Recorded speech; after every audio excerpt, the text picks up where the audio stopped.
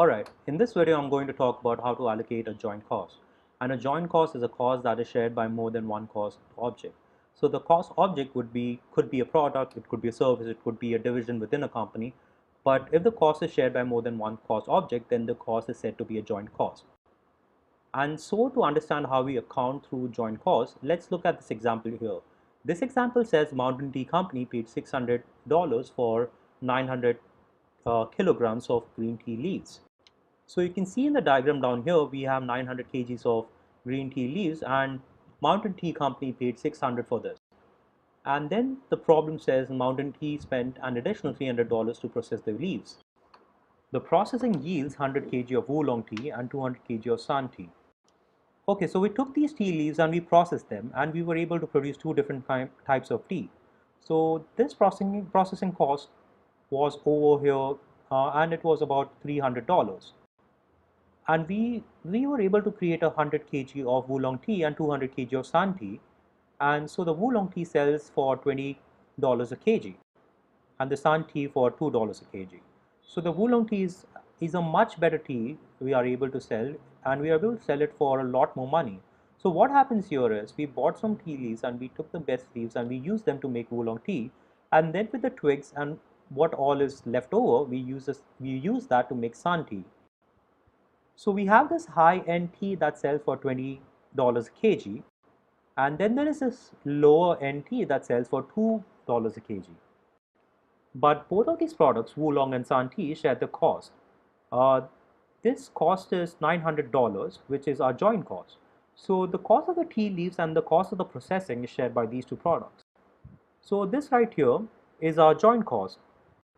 And this point right here where we split off, this is often referred to as split off point. And so any cost after the split off point can be directly tied to the products, but this $900 joint cost is indirect and it must be allocated to the oolong tea and to the san tea. So the question is, how do we allocate this joint cost? Well, there are several different ways we can do this. So the first way we could do this is we could allocate it based on the number of kilograms produced. So the number of kilograms we were able to produce from this 900 kgs of green tea leaves that we purchased. So let's do that first. So if you were to allocate based on the kgs produced, the kilograms would be our cost driver, and we're going to have this joint cost, and we need to allocate $900. And then how are we going to allocate this?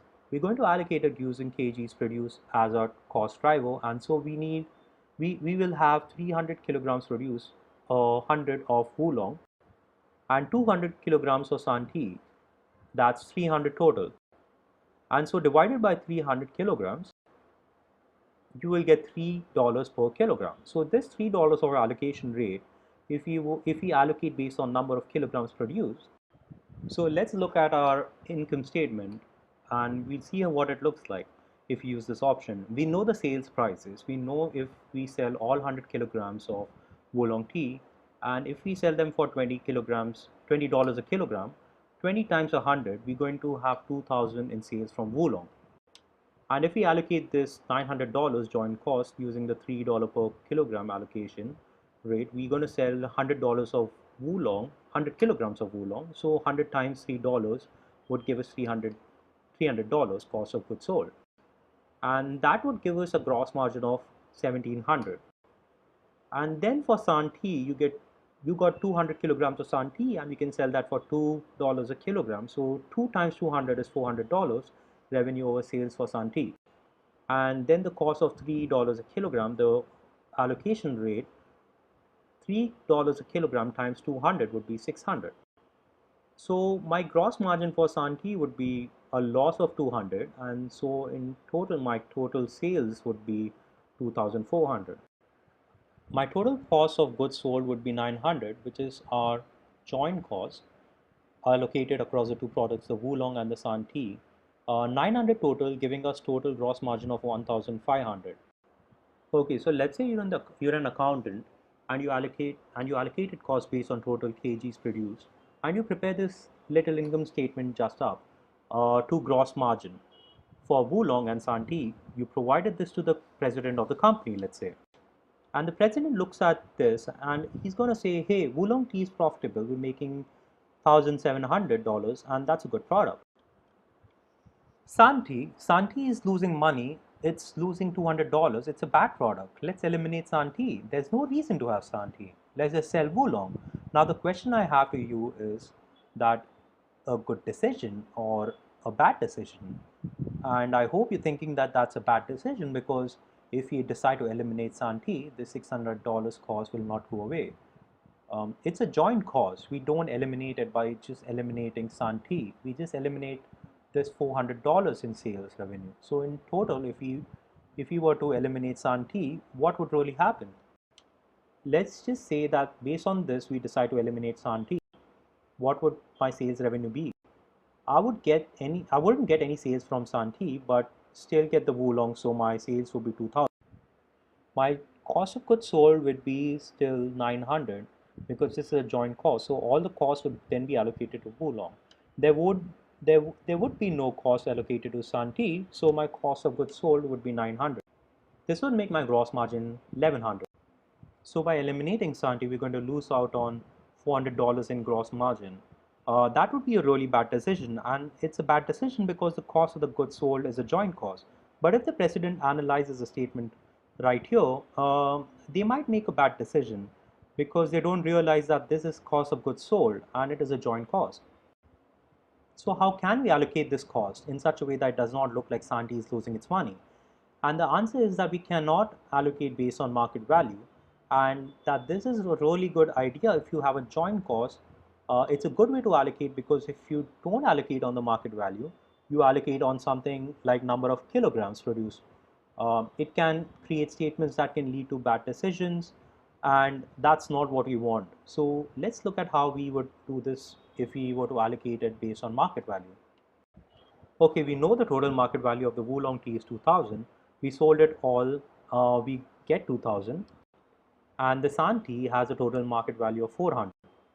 400, if we sold all of that, so the total market value of all the tea we have is 2400. So what if we use this as our cost driver? We'll use market value as a total cost driver. Let's look at what happens.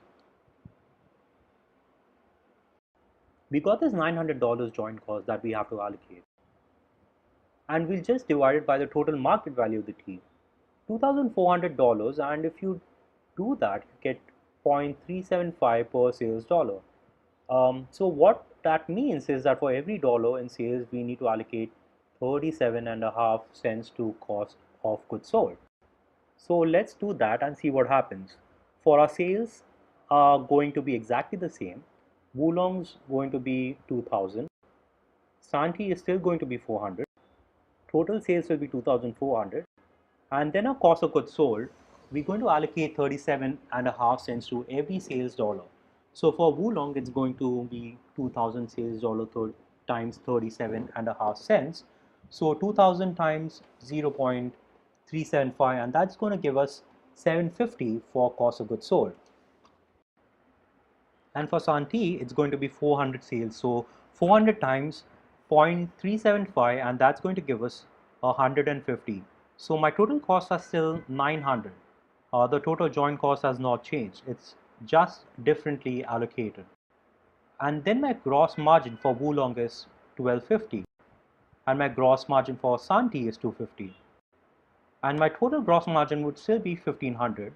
And so you can see allocating based on market value gives a better picture of the true value of Santi, and it would not allow someone to make a mistake and eliminate Santi. So when you're dealing with a joint cost, you really want to allocate based on the market value, because if you allocate based on some other cost driver, you may produce information that leads to bad decisions, and that's what we're trying to avoid.